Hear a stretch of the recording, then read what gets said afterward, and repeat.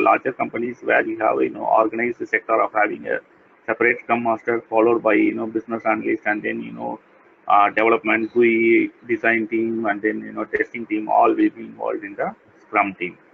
But in many of the cases that is not the case, maybe because nowadays they are looking for the trimmed resource kind of concept wherein the scrum master role will be played by a business analyst itself. So that is the many wide range of situation that is occurring these days. So a business analyst will play the role of a business analyst for the product, and for the team, the business analyst should be playing a role of a scrum master.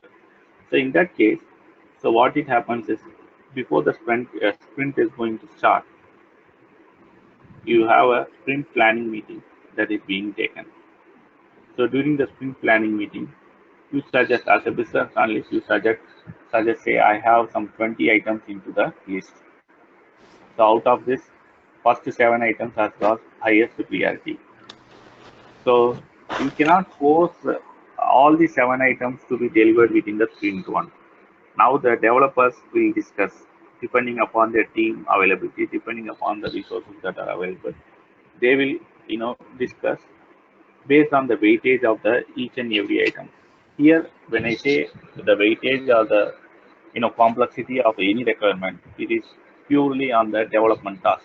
So they will have their own restrictions for the architecture, for the design, development, store for the changes that they are going to do, architecture level changes that they are going to do in order to build this new feature. So they will come out with the suggestion that out of the 7, 3 items can be delivered in the sprint one, or 2 items can be delivered. Again, this the number of items that they are going to deliver is going to vary on case to case basis, the team availability, and the sprint timing that we are going to provide. Say it's going to be 1 week or 2 week or 4 week time of sprint. So this will be decided. Say for example, in this case, say first 3 items are being taken care in the sprint one. So that is planned, and the sprint starts. Say from Monday, the sprint has started. Now immediately there is a high priority item that comes into place. Suddenly there is a change of scope from the management perspective. They want to say, you know, uh, though the development has started, they want to put hold on one of the item, and then they say that we need this particular feature to be on top within this sprint one. Then there are two ways to accommodate it, whether to accommodate within the sprint or out of sprint. So within this sprint means there is no other go. You are going to take care of that particular requirement within the sprint. So that comes as the injection. Now, if you are going to say that this is out of sprint, then it means you are going to add it to the product backlog so that the following sprint will have the highest priority as this particular requirement which has come immediately. Speaking about the injection, the new injections that are being held within the mostly within the sprint, there must not be any accommodation of the injection. But in wide variety of cases, if you could see, always there are many injections that are within the sprint that is going to happen. So in that case, what they will do is they will try to, so out of the committed 3 items, say for example in this case I have committed the for the sprint one as 1, 2, and 3. These are the 3 items that are being committed by the user, by the developers. When the new injection comes in, they will try to accommodate that new injection on a high priority basis and try to push into the next sprint, depending upon the resource availability and the timeline or the deadline that they have got. So this will be pushed to the product backlog. So the new injection will be taken care. Or otherwise, if it is going to be a small change that small change record that has come to them, then they will try to accommodate within this, and then out of this multiple domain, say for example a basic feature of multiple domain alone, they will try to do it in the sprint one and partially to deliver it. Then the rest of the item they will try to do it accommodate in the sprint two. That is how the the real time situation comes in when the sprint is on, and some new injections, new requirements comes in. Basically injections means it's a requirement high priority requirement that comes in when the sprint is already in place.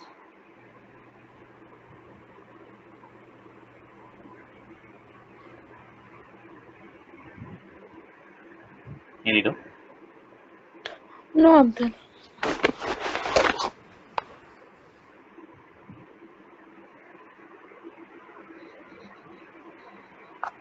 Like who prepares this document? BA prepares this document. Yes. Okay. Again, as I said, this is going to vary from case to case basis. In some of the product companies, you have a role called product owner. Okay. Okay. So if we have a business analyst, a product owner, and a product manager, if this is the team setup, okay, Okay. the documentation will be shared by both product owner and the business analyst. Okay. When the documentation is not only the market research and the competitive research analysis that what you do, along with that the business requirement document BRD that we prepare, then along with the FRD document that FRD document, then the flow charts related to the system flow, functional flow, then recording the user journey. Say for example, if I say user journey, okay, let me explain the user journey in a separate case. So these are the artifacts that you're going to provide as a business analyst.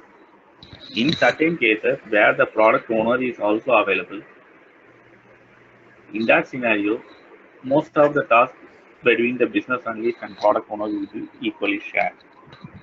But if the product owner is not available, it is the business analyst who is going to take care of this entire process. All the documentation related stuff, wireframing, and then implementation side.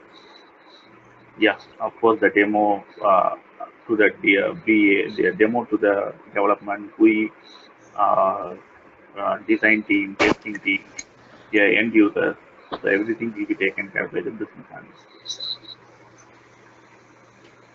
Okay. So is it called a BRD?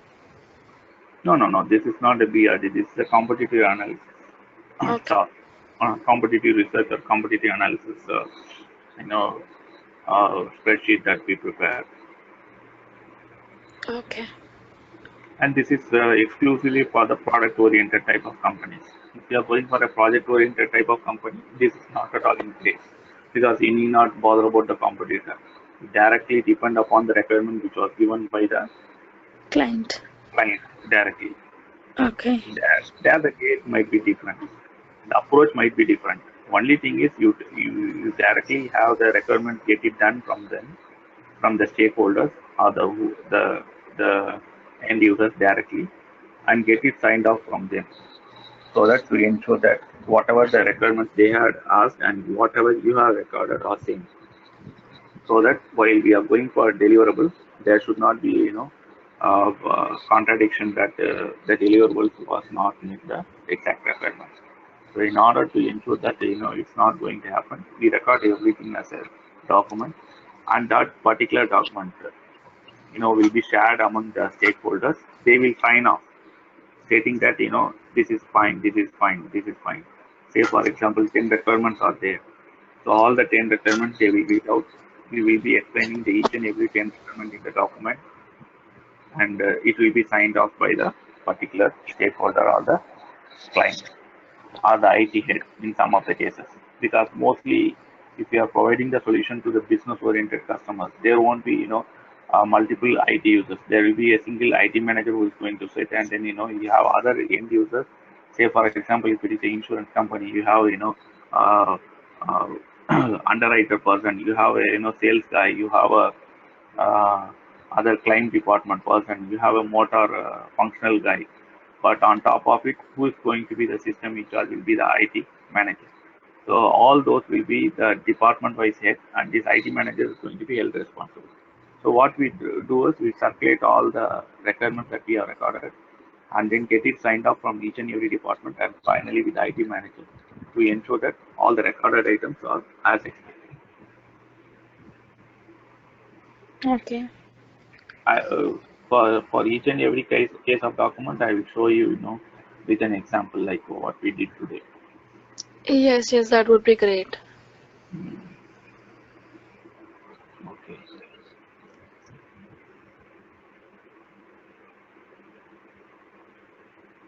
So we started here actually, just to start with. So ours, starting from the plan, build, test, and implement will be the complete end-to-end task of a business analyst. Okay. Okay, right from the initial phase of plan up to the implementation. Even before the plan of the project kicks off itself, the business analyst will be involved. Okay. Okay. These things are not needed for us because we are straight away dealing with the uh, you know routine process. Okay. So in this picture, you see that they have segregated as business analysts, describe and define. Then here, plan, build, test, they have segregated as a project management. Okay, but this is not the case everywhere. This is a more standard kind of approach in which you could see the descript. Here, when we say describing, it is the requirement that you are going to record. So this is the business case that you are going to work on, and what is the system requirement that you are going to define. So these are the two important stuff that you are going to work on. So once this is done, then planning will be taken care by the project manager. Development will be taken care by the development team. Here, when I say development involves three kind of teams, different teams.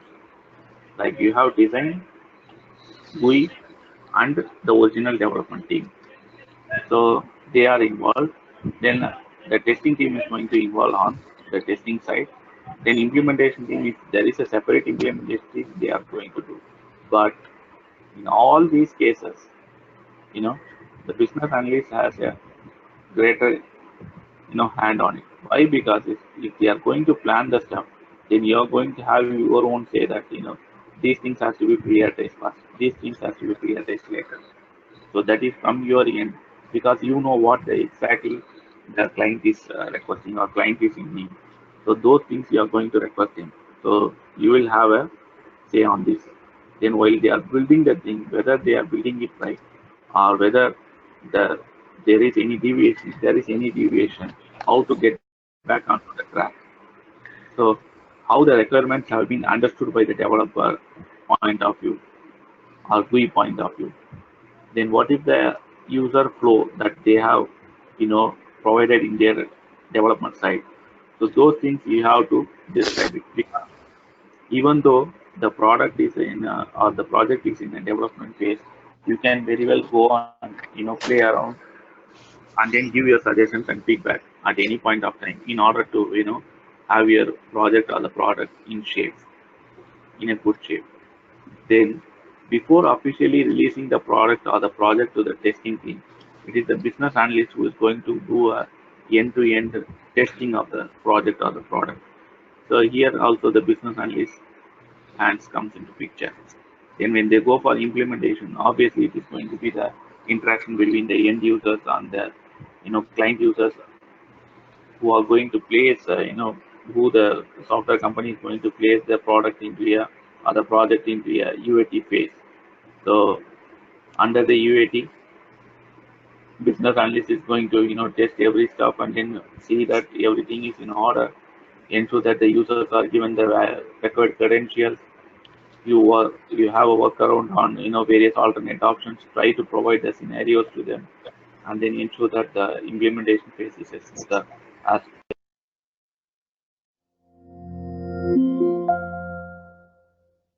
the project. The business analyst will be involved. So that is why I stated that for each and every case, the need of business analyst is very, very important these days.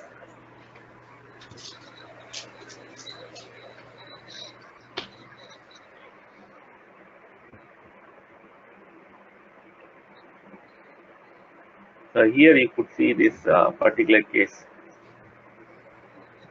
your system analyst, system engineer, various things. But if you see, there are two related terms like business system analyst and business analyst. These things are the terminologies are being interchangeably used. They use the term business analyst or business system analyst or simply system analyst, or they say it as IT analyst. So all those roles designation names are being interchangeably used everywhere. But they are pointing it to the single perspective of having gathering the requirement, finding the gap analysis, business research and analysis, and then providing the solution to the customer issues. So those tasks will be taken care by the business.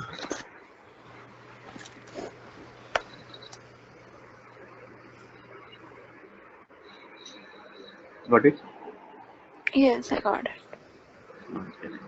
So this is my approach of handling classes. So if you are okay with it, kindly let me know so that Yes, can I'm provide. perfectly okay with your explanation. I need the same, like taking the real time scenarios and explaining me. Definitely. Otherwise, definitely I will do that. And then the other thing is, I will never go with PPT just for the sake, how it looks like. Because you said you had some theory idea of what the things reading with the tutorial, right? So if Yes, you see yes. what is your understanding and what is how the real time is going to happen, you can compare it. That is why I have, I don't have any specific PPTs prepared for this. So I will just surfing and then pull out any one of the PPT, and from there I will take into a real time scenario. Yeah, sure, sure. Yeah. So in most of the days, I'm calling out late from office, so that is the reason that I have switched over to this 7 o'clock shift. Okay. Okay, no problem. I'm flexible with the timings. Yeah. Okay.